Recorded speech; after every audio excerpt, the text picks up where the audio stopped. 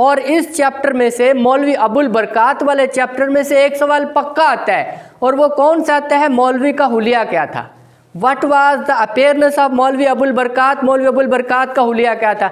ये सवाल बड़ा पूछा जाता है, अक्सर ही पूछा जाता है, और ये 2 नंबर तो आपके हो जाएंगे पक्के अभी, और आपको क्लास में याद होगा, ये नहीं कि आपको बाद में याद करना पड़ेगा। यूँ होता है कि स्टूडेंट्स रट्टा लगाते रहते हैं, रट्टा इम्तिहान में ही नहीं पहुँचता, दरवाजे में, कमरा इम्तिहान के दरवाजे से रट्टा ख़त्म, वापस वो रट्टा ही वापस हो जाता है। जैसे आप बुक वापस रखते हैं ना, वहाँ पे कहीं पे वहीं पे रट्टा रह जाता है, रट्टा साथ नहीं जाता। भाई रट्टा नहीं लगाना आपने। मैं आपको सवाल याद करने की ट्रिक देता हूँ। मैं आपको अक्सर कहता रहता हूँ कि सवाल याद करने के लिए आप ट्रिक इस्तेमाल करें। तो वो कौन सी ट्रिक है? सबसे पहले आपने लिखना है सब्जेक्ट।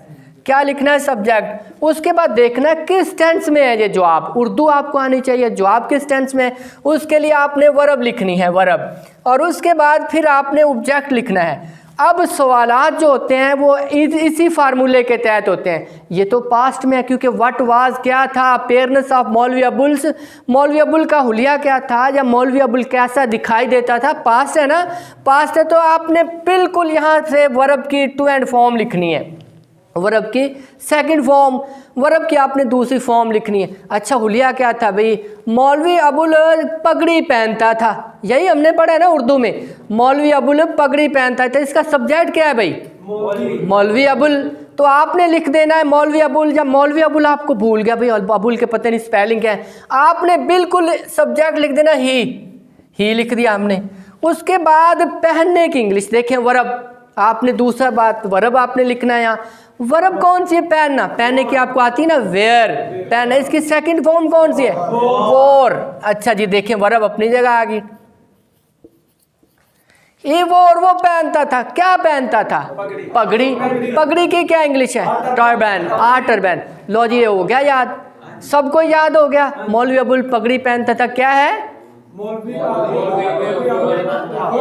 वोर आ टर्बन। मौलवी अबुल एक पगड़ी पहनता था। दूसरी बात इसमें है कि वो सिल्वर की अंगूठियां पहनता था। फिर वही बात, फिर ही सब्जेक्ट है, सेकंड फॉर्म वोर, वो पहनता था। ऑब्जेक्ट इसका क्या है? सिल्वर की अंगूठियां। सिल्वर की इंग्लिश क्या है? सिल्वर ही है, चांदी, चांदी की अंगूठियां।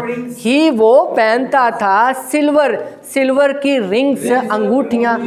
अब आखिर पे इसका ऑब्जेक्ट हो गया ना सिल्वर की अंगूठियां। मजीद इसमें हम इंफॉर्मेशन देंगे, मजीद बताएंगे कहाँ ये एडवर्ब है, कहाँ पहनता था? आन, इन नहीं लाना है थे, आन लाना है, क्योंकि अंगूठियां जड़ी होंदियां ने वो उंगली दे उत्ते होंदियां ने। अंगूठियां कहाँ होती हैं? इसके ऊपर होती हैं। आन हिज फिंगर भी नहीं कहना, क्योंकि अंगूठियां ज़्यादा हैं। फिंगर्स वो 5 पे पहनता था। आन हिज फिंगर्स, अपनी जो ना उंगलियों पर अंगूठियां पहनता था। लो जी इतना सवाल आपको याद हो भी गया है। अब उसके बाद है ले जाना, लेके जाता था ना, हैड भी लिख देंगे। ही हैड वो रखता था। अगर हम यहाँ हैड लिखते हैं तो भी ठीक है, ही हैड, लेकिन इसके मुताबिक नहीं आएगा, चेंज हो जाएगा।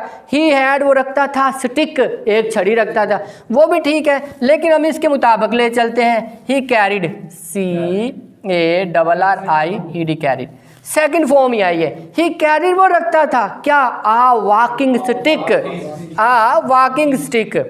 वॉक कहते हैं चलने को, walking stick, a walking stick रखता था। अच्छा जी, इन हिज हैंड्स, अपने हाथों में।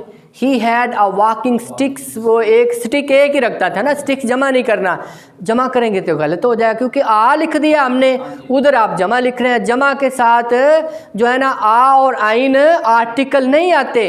ही हैड वो रखता था, या ही वो कैरी लेके रखता था, कैरी ले जाना हमेशा साथ रखता था। अ वॉकिंग स्टिक एक चलने वाली छड़ी रखता था। उसके बाद उसकी आंखें मोटी मोटी थी, कदरे बाहर को उभरी हुई आंखें रखता था।